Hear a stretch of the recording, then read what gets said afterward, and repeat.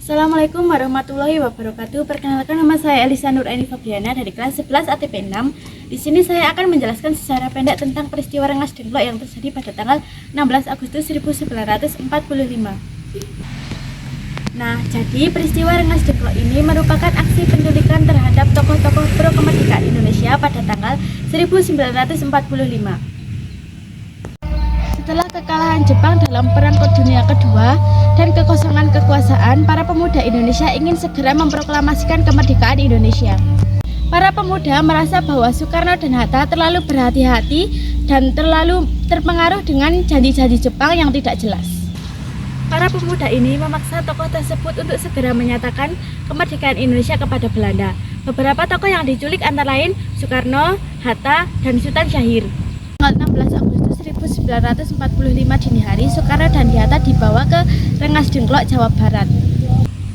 Penculikan ini dilakukan di rumah Letnan Jepang Yamamoto di Rengas Dengklok, Jawa Barat.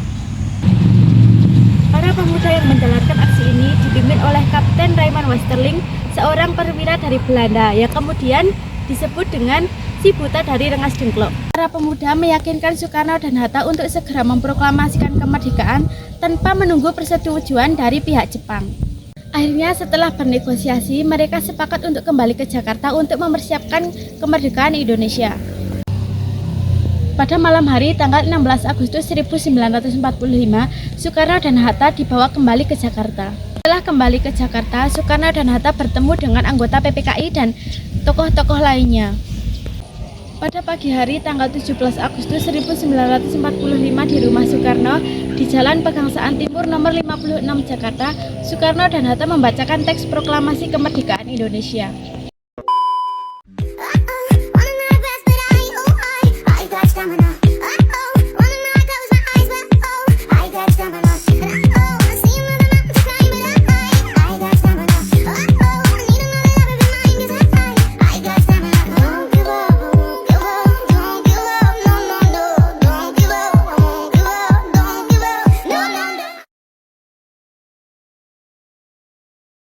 Nah, peristiwa ini menandai negara Republik Indonesia yang merdeka.